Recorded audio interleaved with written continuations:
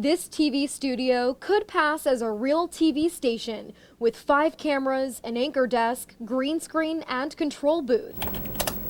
But it's all at South Mecklenburg High School in Charlotte, and Drew Cromer is behind the whole operation. We have sound engineers, assistant sound engineers, lighting and set designers. We have 8 anchors, 3 producers, 2 content managers. A full crew to broadcast the school's morning announcements, weather, and current events to 3,000 students.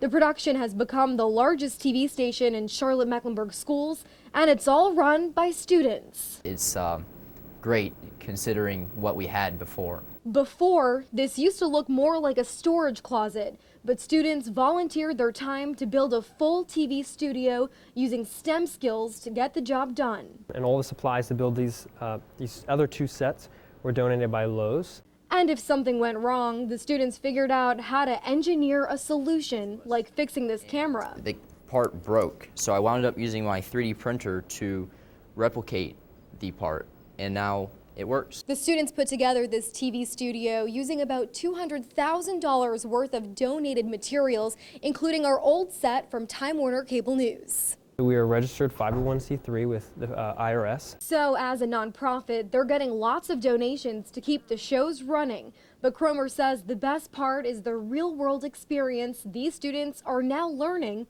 to help them in the future. Coming in here in the morning before broadcast and seeing the excitement and enthusiasm in my peers is it's amazing. For Connect a Million Minds, I'm Litsa Pappas. Being on the rocket team is just amazing.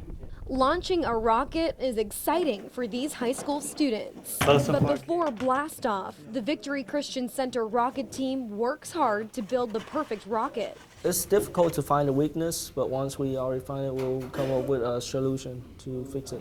Students say they use math equations and physics to get their rocket just right for competition. That's the hardest part. So building the rocket is not really, that's pretty much the easy part. It's just trying to figure out what you need to adjust so that your rocket will do what you want it to do.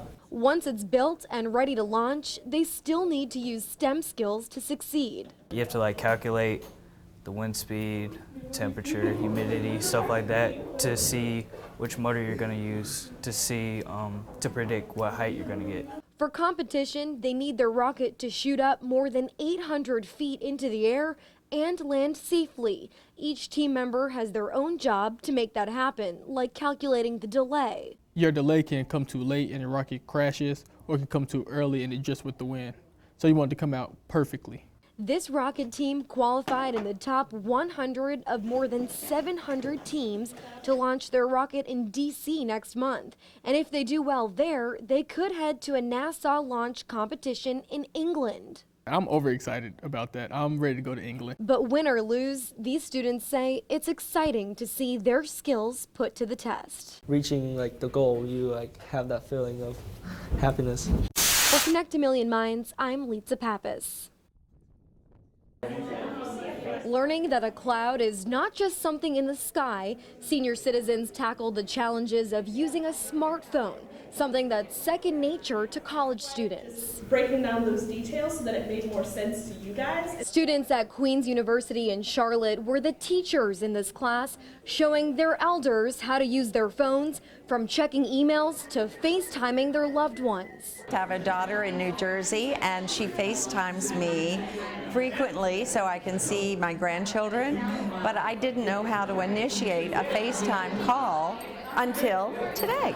Over the last year, students created a user-friendly website full of tutorials to help senior citizens use new technology. So it's a series of different tutorials for both Android and iPhone devices in language that can break down the steps of, okay, I want to check my email on my phone, this is the way that I do that. This is terrific to have a hands-on session and to walk away with the toolkit.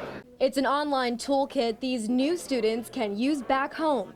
And it wasn't just a big help to the seniors, it was a learning process for the students too. to create content for a website and be able to create something that's going to be lasting beyond the time I have at school. Leaving a lasting impression with skills they'll need for their future jobs, from building websites to communicating with others. All those skills they apply to everything, so it's important to learn those now, get that foundation set so that I can help people in the future.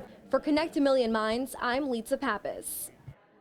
We're just doing an energy audit real quick, Ms. Benson. These students are on patrol, checking every classroom to make sure teachers are saving energy. They're known as the Energy Wise Club at Jeffrey W. Greer Academy in Charlotte. If the lights are on and there's nobody in the classroom, we give them a next. Students check lights, doors, and projectors to make sure energy is only used while necessary. And if a classroom is doing everything right, they get this sticker. They have forms that they fill out and they use math to figure out the formula to figure out how much energy is used by that particular appliance or that particular light. Students can measure energy using these tools supplied by Energy Wise. Plus, they need their math and science skills to figure out how to save that energy throughout the school. This is where most classes normally start, and that's where it's normally high. When they look at a whole school lit up, to them it doesn't make as much sense as when they start taking that individual light, looking at how many watts it is, and then transferring that to actual money. And that's how we bring the math in. But Energy Wise is about more than saving money. It's about saving electricity and saving natural gas and saving water. But at the end of the day, what we try to make sure is clear is that you're saving the planet. Saving the planet one student at a time. I tell my mom, like, make sure you turn off all the lights before we go to bed, so I'll save, like, some energy.